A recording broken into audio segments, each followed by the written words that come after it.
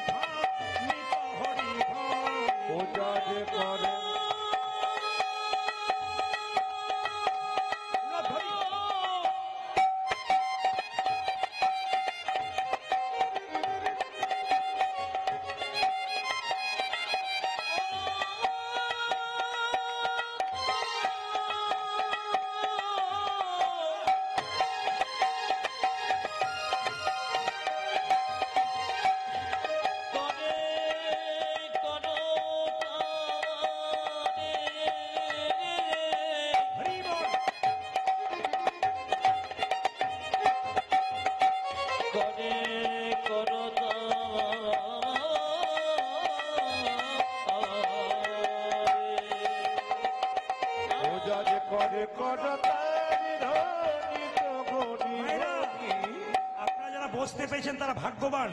কতজন দাঁড়িয়ে আছে বলুন তো? অগণিত মানুষ জায়গার জন্য আকাল হয়ে বসে আছে, জায়গা পাচ্ছে না। আপনারা পেয়েছেন, পেয়েও কিন্তু একটা আনন্দ করে শুনতে হবে। কি মহাপ্রভু যখন নৃত্য করছে, ছোট ভাই মুকুন্দ নরহরি বলছে, দাদা ওই তো আমার গোড়া, ওই তো আমার গোড়া, দেখো ওই তো আমার গোড়া, ওই তো আমার গোড়া,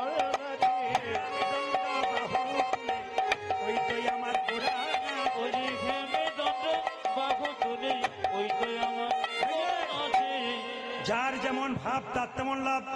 ছোট ভাই বলছে, দাদা আমি দেখছি গোড়া নাচছে। বড় ভাই বলছে, না না আমি দেখছি কি, ওই তো গোড়াই, ওই তো গোড়াই নাচে, ওই তো গোড়াই নাচে, ওই তো গোড়াই নাচে।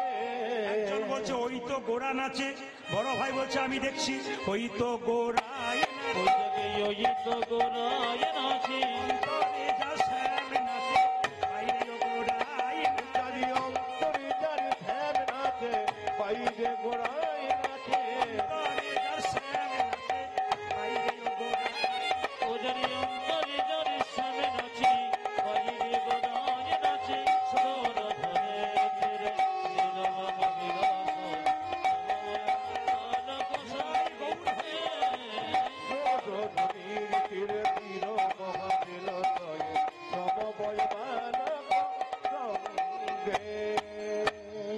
গোপীনাথ জিউ কি মায়েরা, ভগবানকে যখন আপনি ডাকবেন, ভগবান মাঝে মাঝে আপনাকে ধাক্কা মেরে মেরে দেখবে আপনি কতখানি ভগবানের হয়েছেন। এইদিকে মায়েরা, আপনি সোনার বালা দোকানে বিক্রি করতে যাবেন, স্বর্ণকার পরীক্ষা করে দেখবে এর মধ্যে কতটা খাদ আছে, কতটা সোনা আছে। আপনি যখন ভগবানকে ডাকবেন তখন দেখবেন আপনার ঘর ফুটে জল পড়ছে, তখন দেখবেন আপনার বুকে ব্যথা হয়েছে, নইলে শরীর খারাপ হয়েছে, নইলে বাড়িতে কোনো অশান্তি হচ্ছে। অনেকে দেখবেন পাগলামি করে বলে আর ভগবানকে ডাকবো না, কিন্তু ভগবান পরীক্ষা করে দেখে এ যে আমাকে ডাকলো, একে আমি ধাক্কা মেরে দেখলাম এ কতখানি আমার, তাই দেখব। তবে মায়েরা বাবারা শুনে নিন, যারা কৃষ্ণ ভক্ত হয়েছেন তাদের জন্য বলে রাখি, হরিনাম করলে মাঝে মাঝে কষ্ট পাবেন, কিন্তু সরে যাবেন না। কষ্ট পেলেও ভগবানকে ডাকবেন কেন? আমাকে অনেকে প্রশ্ন করে, প্রদীপ বাবু কত মস্তান রাস্তা দিয়ে পেরিয়ে যাচ্ছে, বুক ঠুকে ঘুরে বেড়াচ্ছে, বুক ফুলিয়ে ঘুরে বেড়াচ্ছে, এদের কোনো রোগ নাই, জ্বালা নাই, লোক ঠকাচ্ছে, মারছে, ধরছে, এদের কিছু হচ্ছে না। যারা কৃষ্ণ ভক্ত তাদের এত কষ্ট হয় কেন? আমি তাদেরকে একটা উত্তরেই শেষ, কি ভগবান মানুষের জন্মের পর দুটো করে কলসি দিয়েছে, একটা পাপের কলসি, একটা পুণ্যের কলসি। যে মস্তানি করছে, লোক ঠকাচ্ছে, ওর পাপের কলসিটা এখনো পূর্ণ হয় নাই। পূর্ণ হয়ে গেলে ভিখারির মতো রাস্তায় তাকে ঘুরে বেড়াতে হবে। আর আপনি যে কীর্তন করছেন, হরিনাম করছেন, আপনার পুণ্যের কলসিটা এখনো পূর্ণ হয় নাই। যখনই পূর্ণ হয়ে যাবে, পরমানন্দ গোবিন্দের চরণ লাভ করে আনন্দময় জীবন যাপন করুন। এইবার সবাই লক্ষ্য করুন, দু ভাই দাঁড়িয়ে আছে, তাকাবেন, দু ভাই দাঁড়িয়ে আছে। শ্রীবাস বলল, প্রভু মুকুন্দ আর নরহরি দাঁড়িয়ে আছে, কি বলবো বলুন, দুজন আশীর্বাদ পাবার জন্য এসছি। শ্রীবাসকে মহাপ্রভু বলল, শোনো শ্রীবাস বলে দাও, ওদের মধ্যে যে ছোট ভাই সে আমার সঙ্গে সারা জীবন কীর্তন করবে, আমার সঙ্গে থাকবে। আর যে বড় ভাই তাকে বলে দাও, সে আমার 100 জন্ম কৃপা পাবে না। ও মায়েরা, শ্রীবাস এসে বলল, তোমাদের মধ্যে ছোট ভাইকে? আমি গো, কি নাম? আমার নাম নরহরি। তোমার জন্য প্রভু বলেছে তুমি সারা জীবন প্রভুর সঙ্গে থাকবে, হরিনাম করবে। বড় ভাই বলল, আমার জন্য কি বলেছে? তোমার জন্য প্রভু বলেছে তুমি 100 জন্ম কৃপা পাবে না, তুমি 100 জন্ম কৃপা পাবে না, তুমি 100 জন্ম গৌর কৃপা পাবে না, 100 জন্ম গৌর কৃপা পাবে না। যদি আপনাকে কথা কেউ বলে 100 জন্ম কৃপা পাবে না, মন খারাপ হয়ে যায় না? কিন্তু মুকুন্দ সরকার যখনই শুনলো শ্রীবাসের কাছ থেকে 100 জন্ম গৌর কৃপা পাবে না, তখন নাচতে শুরু করেছে, জয় গো। শ্রীবাস মনে মনে ভাবছে লোকটার মাথা খারাপ হয়ে গেল, 100 জন্ম কৃপা পাবে না বলে নাচতে শুরু করেছে পাগলের মতো। শ্রীবাস জিজ্ঞেস করছে, তোমাকে যে বললো 100 জন্ম কৃপা পাবে না, তুমি গৌর গৌর বলে নাচতে শুরু করেছো। আমি হলে তো বিষ খেয়ে আত্মহত্যা করতাম। শ্রীবাস বলছে, মুকুন্দ বলছে, শোনো শোনো শ্রীবাস, প্রভু যদি বলতো কোন জন্মে সঙ্গ পাবে না, কোন জন্মে সঙ্গ পাবে না, তাহলে না হয় আমি বিষ খেয়ে আত্মহত্যা করে দিতাম। না হলে আমি বেশি খেয়ে আত্মহত্যা করে দিত। প্রভু বলেছে 100 জন্ম কৃপা পাবো না, কৃপা পাবো না, 100 জন্ম না হয় গৌর গৌর বলে কেঁদে বেড়াবো। আমি কেঁদে বেড়াবো। যখন 100 জন্ম পেরিয়ে যাবে, পেরিয়ে যাবে 101 জন্মে প্রভুর সঙ্গ আমি এক জন্মে প্রভু সঙ্গ পাবো। 1 জন্মে প্রভুর সঙ্গ পাবো। তুই একই জন্মে প্রভু সঙ্গ পাবো। 100 জন্ম কেঁদে বেড়াবো, 1 জন্মে প্রভুর সঙ্গ পাবো। আমি এক জন্ম কেঁদে বেড়াবো, এক জন্মে প্রভু সঙ্গ পাবো। আমি 100 জন্মকে নেবে না, এক জন্মে প্রভু সঙ্গ পাবো, 100 জন্মকে নেবে না, এক জন্মে প্রভু সঙ্গ পাবো। তুই একই জন্মে প্রভু সঙ্গ পাবো। বাবা, 3 ঘন্টার কীর্তন শুনতে এসে কতজনের হাঁটু ব্যথা হয়, কতজনের কোমর ব্যথা হয়, ধৈর্যচ্যুত হয়। এরা বসে বসে আজকে শিখে নিক। মুকুন্দ সরকার বলছে 100 জন্ম গৌর বলে কাঁদবো, 101 জন্মে তো কৃপা পাবো। এর থেকে কি শিখে যাচ্ছেন? শুধু কীর্তন শুনলে হবে না, শিখে যেতে হবে। কি শিখছেন? কেউ যদি ধৈর্য ধরে ভগবানকে ডাকতে পারে, নাম শুনতে পারে, তার জীবনে লাভ হয়। রামকৃষ্ণ দেব বলেছেন, ধৈর্য যার ভগবান তার, ধৈর্য যার নাই ভগবান তার নাই। মায়েরা বাড়িতে সবজি কাটবেন, চঞ্চল হয়ে গেলে আঙুল কেটে যাবে। রান্না করবেন, 2 বার নুন দিয়ে ফেলবেন, বাড়ির লোকের কাছে গাল খাবেন। দাদা ভাইয়েরা যারা চঞ্চল, তাদের জীবনে কোনো উন্নতি নাই। মহাভারত কি বলল? যারা চঞ্চল তারা দুর্যোধনের লাইনের লোক, আর যারা স্থির তারা যুধিষ্ঠির মহারাজের দলের লোক। আজকে হরিবাসরে দেখতে পাচ্ছি আপনারা সকাল থেকে বসে আছেন, প্রত্যেকে কিন্তু যুধিষ্ঠির মহারাজের মানুষ। কারণ আপনারা যদি স্থির না হতে পারেন, এরকম করে কীর্তন শুনছেন, গৌর গোবিন্দের কৃপা তো আপনাদের আগে হয়ে যাবে। বাবা, ভক্ত যদি চোখের জলে কাঁদে, ভগবান সহ্য করতে পারে না। তাড়াতাড়ি শ্রীবাসকে ডেকে বলল, শ্রীবাস তুমি কাঁদছো কেন? প্রভু, আমার ভাইকে তুমি কৃপা করলে, আমাকে করলে না। কি দোষ করেছিলাম প্রভু? আমার ভাই তোমার সঙ্গে কীর্তন করবে, আমি অপরাধ করেছি নাকি? মহাপ্রভু শ্রীবাসকে বলল, তোমার মাথায় হাত দিয়ে আশীর্বাদ করে জগতের সবাইকে জানিয়ে দিলাম, শোনো শ্রীবাস, তোমরা শোনো মুকুন্দ, তোমরা 2 ভাই মিলে যদি হরিনাম করতে চলে আসো, বাড়ির সব না খেয়ে মরবে, কাল থেকে আর হরিনাম করবে না। তোমার ভাইকে আমার সঙ্গে রাখলাম, তোমাকে পাঠিয়ে দিলাম। তবে শোনো মুকুন্দ, কি বনের মধ্যে বড় বড় গাছ থাকলে যেমন ছোট ছোট গাছগুলোকে ঝড়ঝঞ্ঝা থেকে রক্ষা করে, এ সংসারে যারা বড় ভাই বড় বউ হয়, তাদের দায়িত্ব সংসারে সব চাইতে বেশি হয়। ভগো মুকুন্দ, এই দেখো শোনো, তোমার মাথায় হাত দিয়ে আশীর্বাদ করে দিলাম, তুমি আজ থেকে বাড়িতে গিয়ে যাকেই চিকিৎসা করবে তারই রোগ ভালো হয়ে যাবে। তবে মুকুন্দ, তুমি বাড়ি ফিরে যাও, একটা গোপীনাথের মন্দির তৈরি করো, জীবের দ্বারে হরিনাম দাও, আর গরিবের চিকিৎসা করো। দেখো বাবু, কারো কাছে 1 পয়সা নিও না, আমি তোমার মাথায় হাত দিয়ে আশীর্বাদ করলাম, কাল থেকে যাকেই চিকিৎসা করবে তারই রোগ ভালো হয়ে যাবে। মুকুন্দ, ফিরে যাও, ফিরে যাও, ফিরে যাও, ফিরে যাও, খণ্ডে ফিরে যাও, ফিরে যাও, ফিরে যাও, শ্রীখণ্ডে ফিরে যাও, ফিরে যাও, ফিরে যাও, খণ্ডে ফিরে যাও।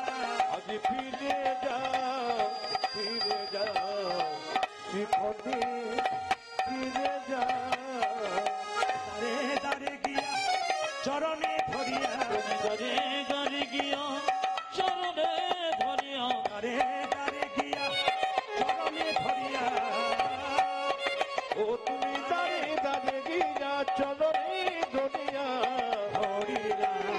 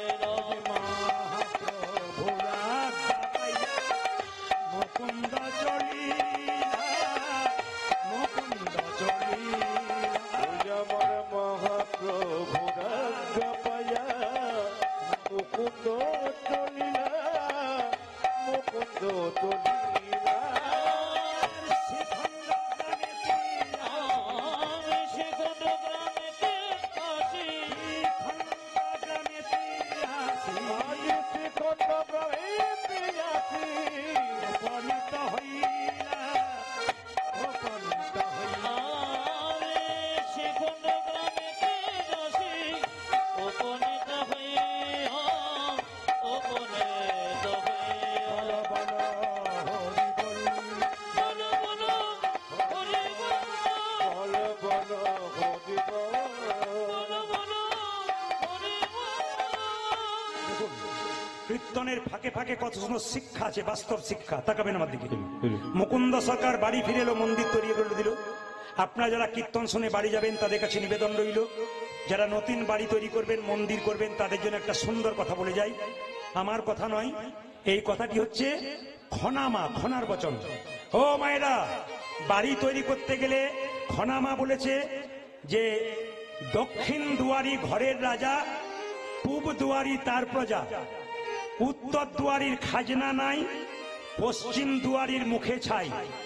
যতজন জ্ঞানীজন এখানে বসে আছেন, এই কথাটি খনা মায়ের কথা, যা জীব কেটে দেওয়া হয়েছিল। খনার বচন পড়লে জানতে পারবেন। আজকে মুকুন্দ সরকার বাড়ি এলো, কিন্তু সবাই লক্ষ্য করুন, খনার বচনের মতো মানলো। কি মানলো? তাকাবেন কি বলছে। বলছে দক্ষিণ দুয়ারি ঘরের রাজা, পূব দুয়ারি তার প্রজা, উত্তর দুয়ারির খাজনা নাই, পশ্চিম দুয়ারির মুখে ছাই। যদি বাড়ি কোনোদিন কেউ করেন, তবে দরজাটা দক্ষিণ দিকে করলে আপনার ঘরটা রাজার ঘর হয়ে যাবে। কারণ দক্ষিণ দিকে কোনো ঝঞ্ঝা নাই, সবসময় সুসুর করে সুন্দর হাওয়া দেয়। যদি দক্ষিণ দিকে কেউ না করতে পারেন, তবে খনামা বলেছে পূব দুয়ারি তার প্রজা, না পারলে পূব দিকে করো। উত্তর দিকে দরজা করলে খাজনা দেবার পয়সা থাকে না, অভাব বেড়ে যায়। পশ্চিম দুয়ারের মুখে ছাই, তার মানে পশ্চিম দিকে দরজা করলে কি হয় মা? ঝড়ঝঞ্ঝা পাবার সুযোগ থাকে। আবার তাকাবেন, বাড়ি তৈরি করেছেন, মন্দিরটা কোথায় করবেন? বাড়ির ভেতরে মন্দির কোথায় করবেন? যে যেখানে বসে শুনে রাখুন, ঈশান কোণে বাড়িতে মন্দির করতে হয়। ঈশান কোণ কাকে বলে? পূর্ব, উত্তর কোণটাকে ঈশান কোণ বলা হয়। সাবধান থাকবেন, যতজন কীর্তন শুনতে এসছেন, বাণীগুলো শুনে নেবেন, জীবনে ব্যবহার করবেন, শিখবেন। যদি কেউ ঈশান কোণে কোনোদিন বাথরুম পায়খানা করে, আমার কথা নয়, বড় বড় জ্যোতিষ পণ্ডিতরা বলছেন, যদি কেউ বাড়ি তৈরি করে ঈশান কোণে বাথরুম পায়খানা করে ফেলে, তবে জেনে নেবেন তার বাড়িতে বেশ কয়েক বছরের মধ্যে একজন আত্মহত্যা করতে চলেছেন। তাই বারবার বলবো, অনেকে প্রশ্ন করতে পারেন, প্রদীপ বাবু আমার বাড়িতে ঈশান কোণেই পায়খানা ঘর, তাহলে এখন করব কি? আমার তো জায়গা নাই। জ্যোতিষ বন্ধু আমার প্রচুর আছে, তাদের সঙ্গে প্রায় দিন আমার আলোচনা হয়। বললাম তাহলে কি করা যায়? বললেন জ্যোতিষ শাস্ত্র বলেছে, যদি বাথরুম পায়খানা বাই চান্স আপনার ঈশান কোণে হয়, তবে আপনি এক বাটি লবণ দোকান থেকে কিনে এনে, টাটকা লবণ, ঈশান কোণে বাথরুমের কোন এক জায়গায় রেখে দেবেন। প্রতি মাসে মাসে একবার করে পরিবর্তন করে নেবেন। আপনি যে রান্না করবেন, রান্নাঘরটা কোন ঘরে হবে? অগ্নিকোণ, পূর্ব দিকে মুখ করে রান্না করবেন। যখন বাড়িতে শোবেন, জ্যোতিষশাস্ত্র বলল দক্ষিণ দিকে মাথা করে শুতে হয়, উত্তর দিকে পা করে শুতে হয়। উত্তর দিকে মাথা করে শুতে নেই কেন? তাকাবেন, আমাদের পূর্বপুরুষ যারা মারা গেছে, তারা জমের দুয়ার হচ্ছে দক্ষিণ দুয়ার। তাই সব সময় পূর্বপুরুষরা দক্ষিণ দিকেই থাকেন। দক্ষিণ দিকে পা করে শুলে পূর্বপুরুষদেরকে অপমান করা হয়। দক্ষিণ দিকে পেছন করে কেউ বাথরুম বসলে পূর্বপুরুষকে অপমান করা হয়। এই জন্য মাথায় রাখবেন, এক দক্ষিণ দিকে মাথা করতে পারেন, এক পূব দিকে মাথা করতে পারেন, উত্তর দিকে মাথা নয়। হিসাব বলে দিলাম, মুকুন্দ সরকার একটা গোপীনাথের মন্দির তৈরি করলো। যাকে চিকিৎসা করছে তারই রোগ ভালো হলো। সেই সময় বাংলার একজন নবাব ছিল মালদাতে। যদি কেউ যান মালদা, আমি প্রতিনিয়ত মালদাতে গান করি। মালদার গৌর বলে একটা জায়গা আছে, ওখানে একজন নবাব ছিল মুসলমান, তার নাম হুসেন শাহ। তার পেটে একবার যন্ত্রণা হলো, একজন বলল, নবাব তোমার পেটের যন্ত্রণা কেউ ভালো করতে পারলো না, একজন ভালো করতে পারবে। বলে কে পারবে? শ্রীখণ্ডে যদি মুকুন্দ কবিরাজের বাড়ি যেতে পারো, তবে শর্ত আছে। কি? গরিবের চিকিৎসা করে, বড় লোকের করে না। নবাব বললো, তাহলে আমি কি করে যাব? তুমি হুসেন ফকির সেজে যাও, তোমাকে যেন কেউ চিনতে না পারে। এত বড় বাংলার নবাব হুসেন ফকির সেজে শ্রীখণ্ডে এলো, এসে জিজ্ঞেস করছে, ও ভাই, মুকুন্দ সরকারের বাড়ি কোনটা? ওই যে মন্দিরটা দেখতে পাচ্ছ, ওটাকে লক্ষ্য করে চলে যাও। এ ভাই, মুকুন্দ সরকারের বাড়ি কোনটা? সোজা চলে যাও, দেখবে প্রচুর লোক লাইন দিয়ে দাঁড়িয়ে আছে, চিকিৎসা করাচ্ছে। ও ভাই, মুকুন্দ সরকারের বাড়ি কোনটা? আর একজন বলছে, না না, যত এগিয়ে যাবে খোল করতালের শব্দ পাবে, ওটা মুকুন্দ সরকারের বাড়ি। মায়েরা, এত বড় বাংলার নবাব হুসেন শাহ ফকির সেজে কেউ যেন চিনতে না পারে, এরকম করে দাঁড়িয়ে আছে। সবাইকে বলল, বাবা আমাকে একটু জায়গা করে দাও, আমি ফকির মানুষ, আমার পেটে বড় যন্ত্রণা। সবার মায়া হলো, সামনে দাঁড় করে দিল। মুকুন্দ সরকার তখন তুলসী পত্র দিয়ে গোবিন্দের চরণ সেবা করছে। যে যেখানে বসে আছেন মন দিয়ে শুনে নিন, একবারে দামি কথা। অ্যাপেলো, চেন্নাই, ব্যাঙ্গালোর, ভেলোর ডাক্তার দেখাতে যান, প্রদীপ পালের কথাটা মিলিয়ে নেবেন। ডাক্তার বাবু টেবিলের দিকে তাকাবেন, কৃষ্ণের ছবি। যে জাতির ডাক্তার, সেই জাতির ভগবানকে তারা ভজনা করে। আমি একবার গিয়েছিলাম, একজন ডাক্তারকে দেখাচ্ছিলাম, উনি দেখলাম টেবিলে কৃষ্ণের ছবি রেখেছেন, অথচ সব চাইতে বড় ইউরোলজি, 201টা ইউরোলজি চেন্নাই হসপিটালে, তার মধ্যে 1 নম্বর জায়গায় ফরেন কান্ট্রি থেকে পাস করে এসেছে, আমেরিকা থেকে পাস করে এসেছে। সেই ব্যক্তি চিকিৎসা করবার আগে কৃষ্ণের চরণে তুলসী পত্র দিয়ে চিকিৎসা করছে। লজ্জা লাগা উচিত আমাদের।